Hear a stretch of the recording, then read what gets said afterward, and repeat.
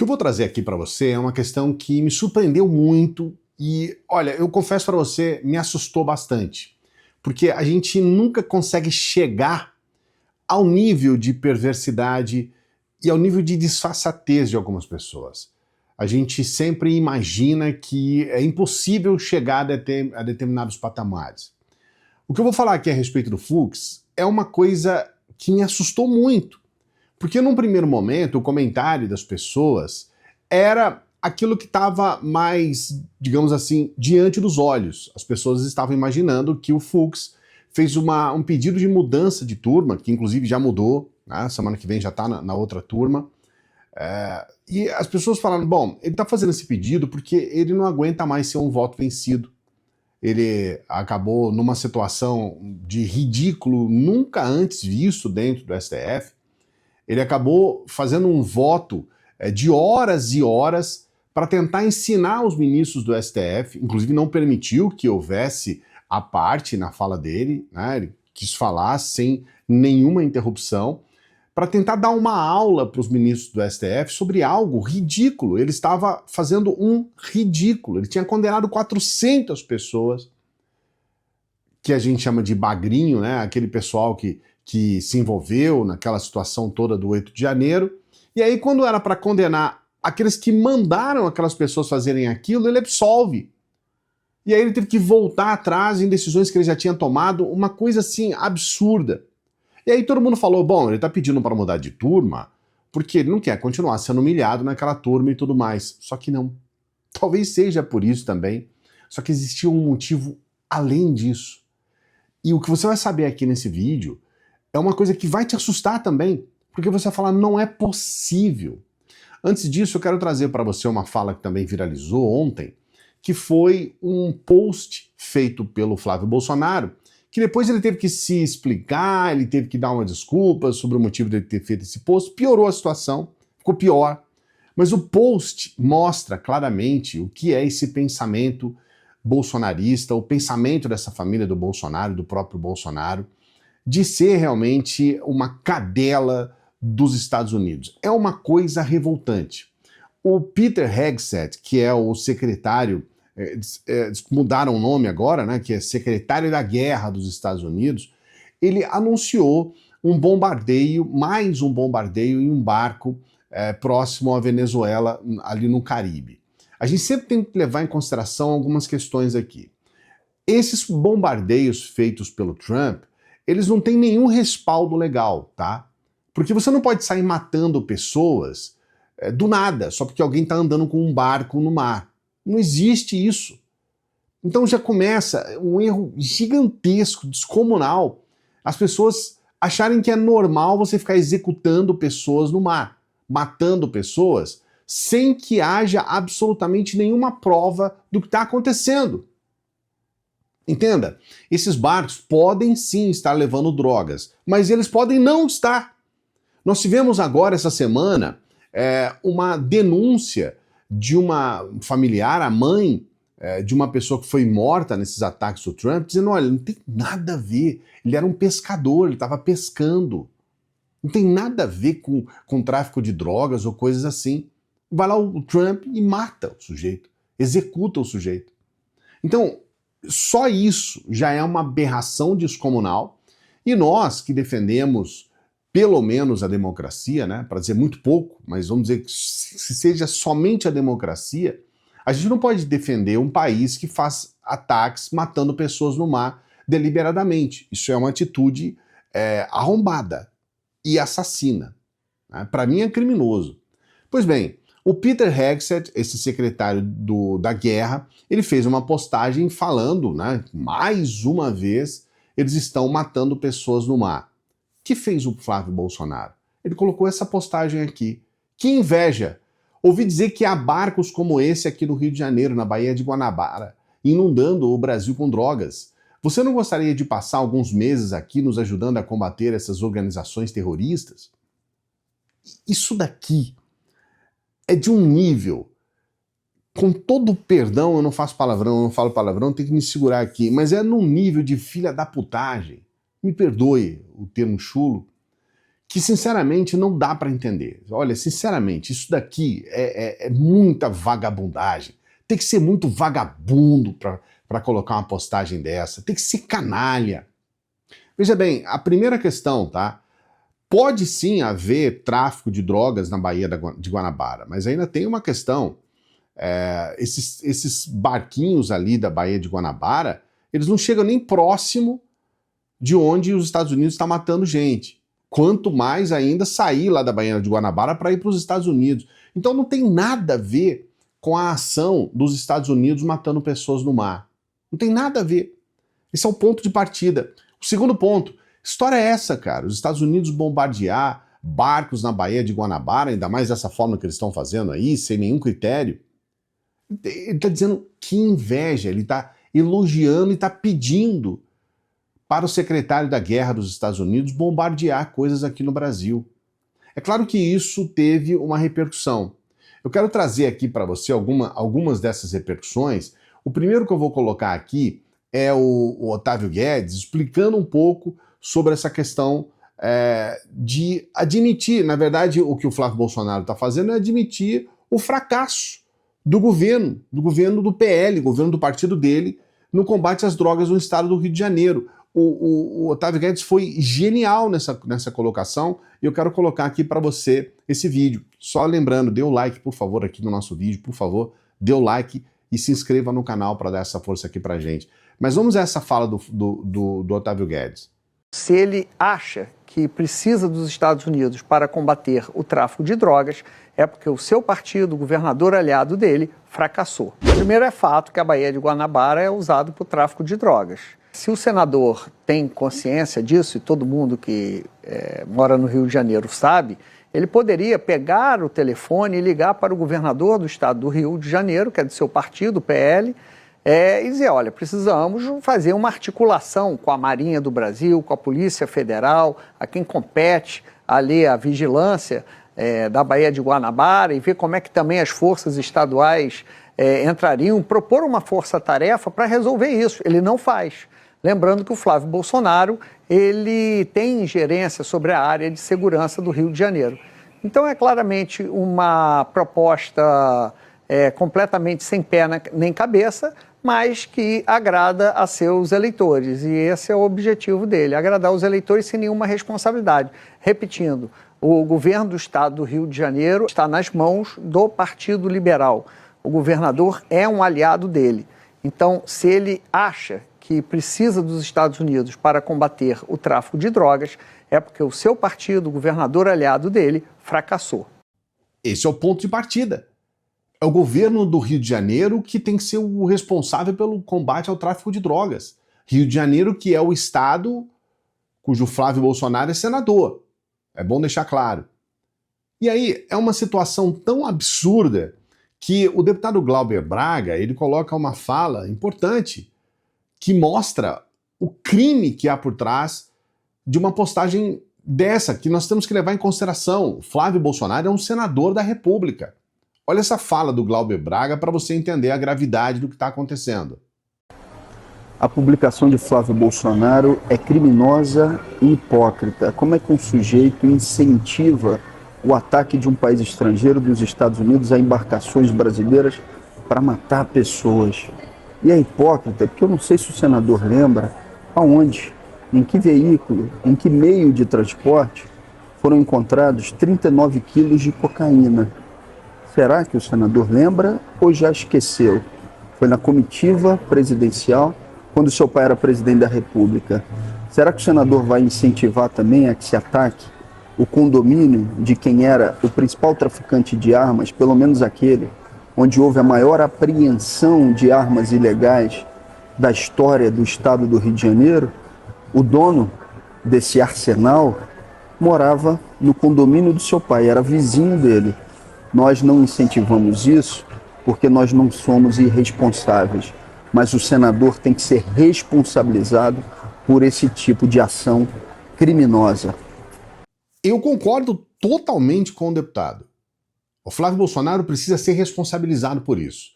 É claro que as coisas tomaram uma proporção enorme e ele já saiu para se desculpar a respeito disso. Aí ele grava um vídeo E aí é outro ponto, sabe, que é essa coisa da vagabundagem, né? Do cinismo, é um cínico.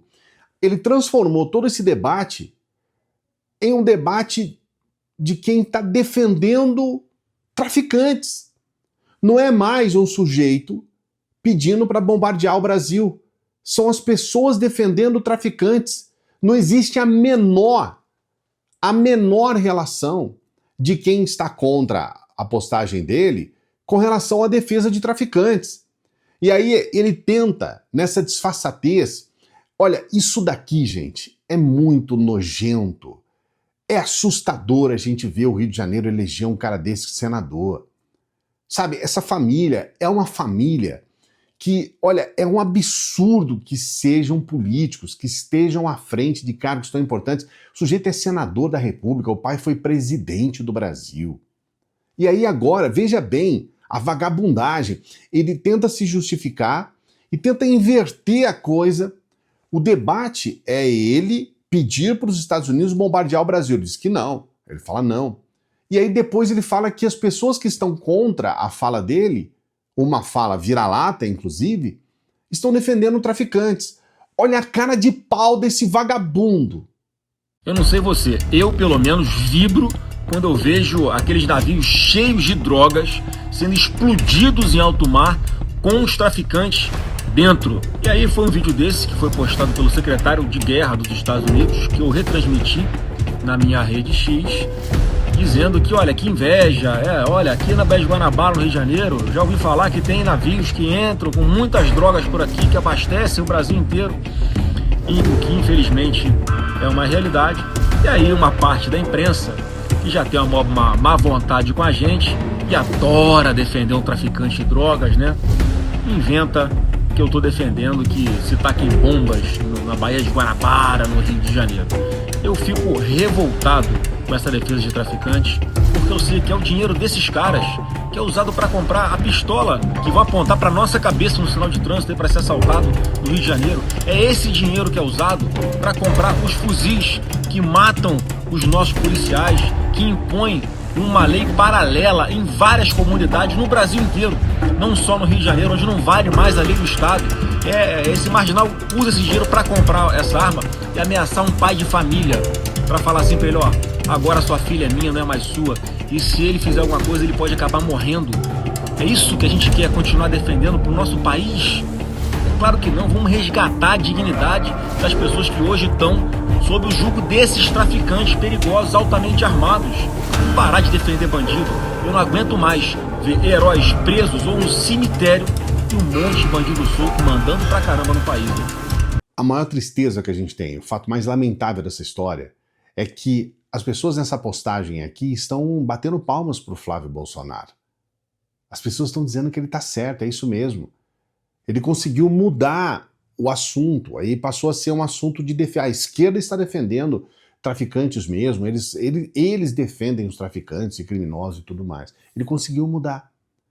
Então você percebe que basta um vídeo que ele consegue trazer de volta os fanáticos bolsonaristas, esses bolsonaristas aloprados, que continuam persistindo no erro e defendendo uma postagem dessa.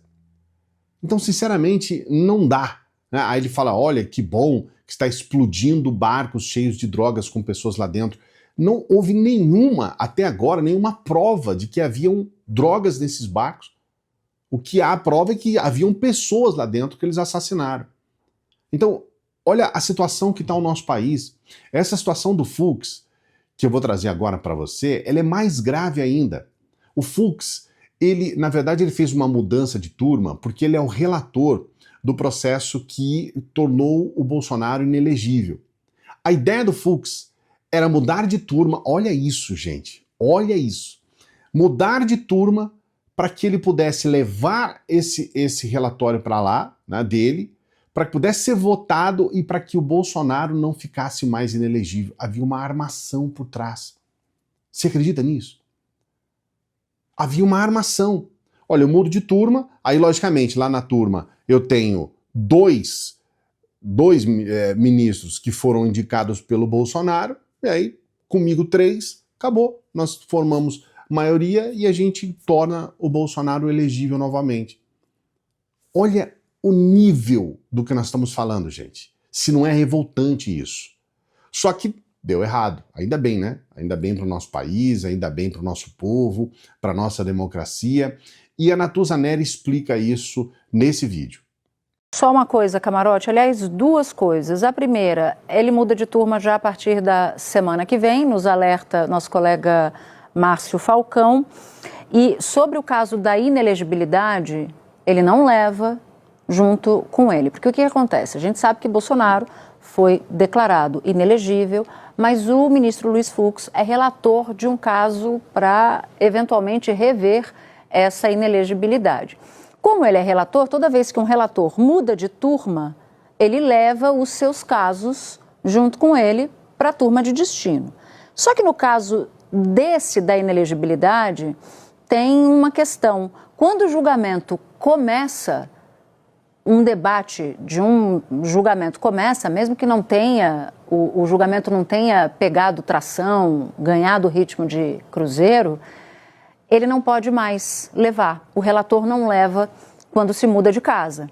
E aí, Fux não leva no entendimento de ministros do Supremo com quem eu falei, não leva porque o regimento interno é bastante claro em relação a isso. Em cenários de levar, se eu tivesse esse cenário, poderia formar uma maioria de reversão, porque você tem 2 ministros indicados por Bolsonaro, André Mendonça na segunda turma e Cássio Nunes Marques. Sim, é verdade. Se o Fux tivesse entendimento também, poderia formar uma nova maioria. E se eu tivesse que chutar, eu chutaria que ele teria o mesmo entendimento do Cássio Nunes Marques e do André Mendonça. Você entendeu o que estava por trás dessa armação do Fux?